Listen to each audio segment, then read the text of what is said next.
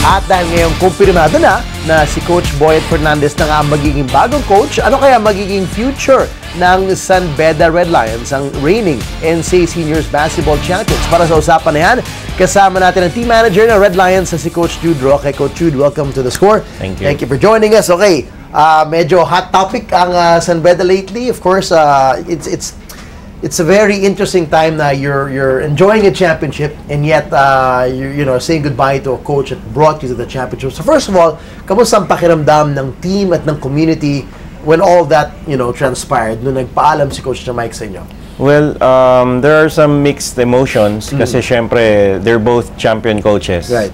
So si Jamike won the last one and then Boyet 2 years ago, Right, yeah. he won 2 championships for us. So yung community may nalulungkot sa pag-alis ni Coach Jamike. Meron din naman masaya dahil babalik si Coach Boyet. Okay. So it's How fast was it? Was it pretty much magkasunod yung timeline in terms of nalaman ng community at ng players na mawawala si Coach Jamike at assured din sila na babalik si Coach Boyet?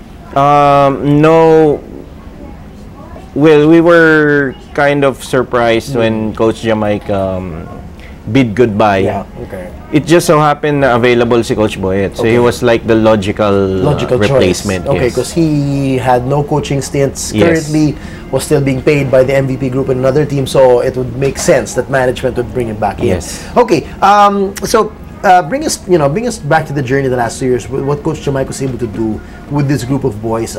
He brought something different to the table. Yung top of mind maisip na maraming tao. A total team play na 15 players, everybody plays. Yes. Anong naiambag ni Coach Jamike maliban sa obvious na meron kayong dagdag na kampyonato at na-redeem nyo yung loss to that level? Well, a lot of energy, a mindset of pressure defense, really up-tempo game, 40 minutes of hell, trapping, full court trapping, which is quite different from yung sa style ni Coach Boyet before. Okay.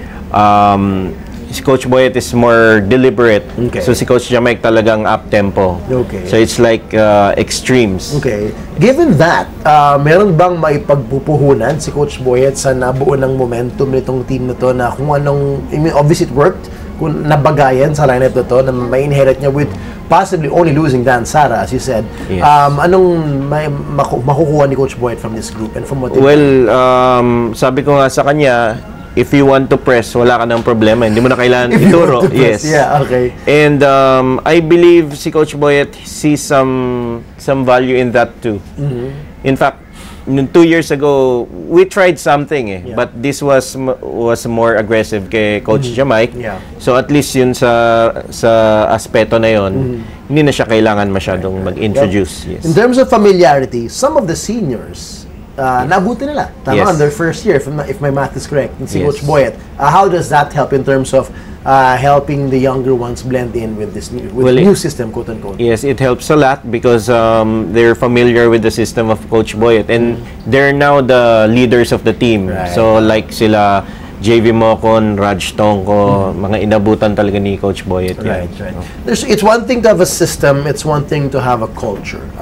And iba yung kulturang dinala din ni Coach Jamike. I remember talking to him and he really wanted, to be one of the boys as well, really bond well with the players.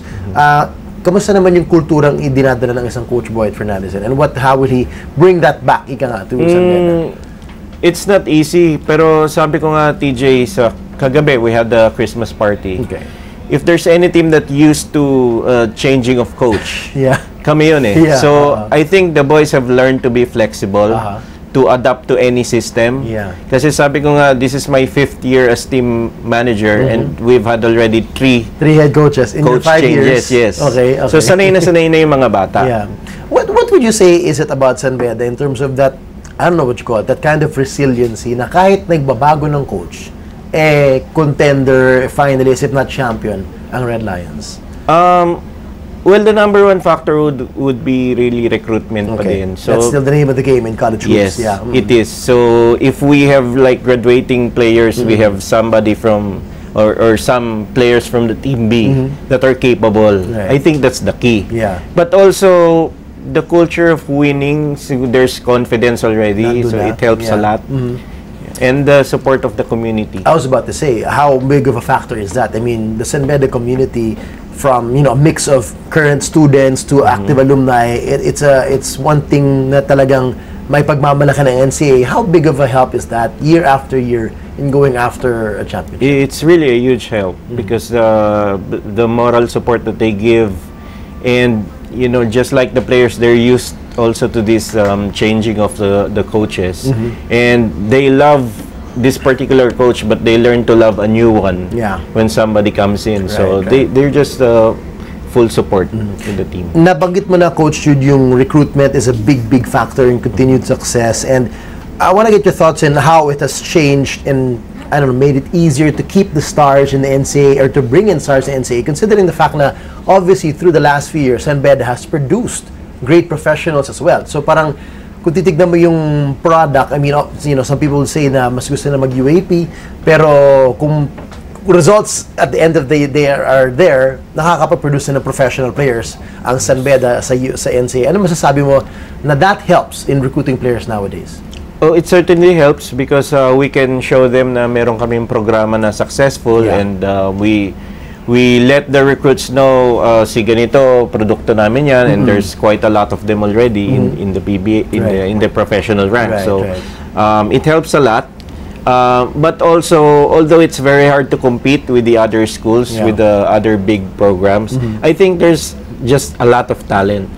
So hindi mauubos eh. So kung meron hindi namin makuha, there's always somebody else. Correct. I mean, case in point, now you've seen other guys na lumipat pa nga from the UAP. Merong bumalik, merong talagang lumipat, like there's Robert Volick, there's Art de la Cruz.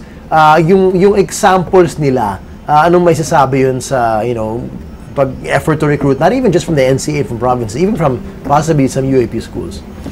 I think in the end, there are some players that are more suitable to a particular system. Kanya-kanyang system. Yes. So may mga magagaling na hindi masyado nag-click.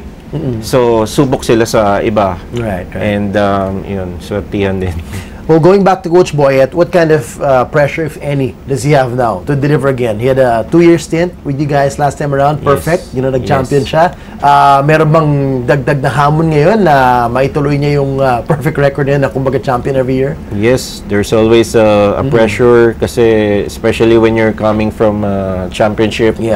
And then, I think especially next year because this year we had like 9 rookies if you include Bolik, Pats.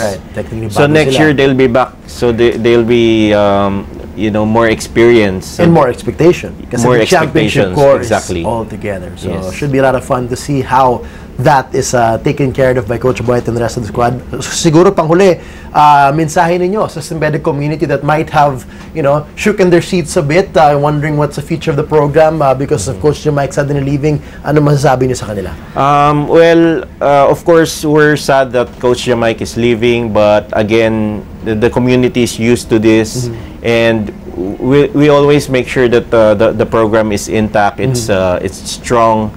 So we will be competitive still next year. All right. Can't wait to see San Beda back in action for season 93. Yes.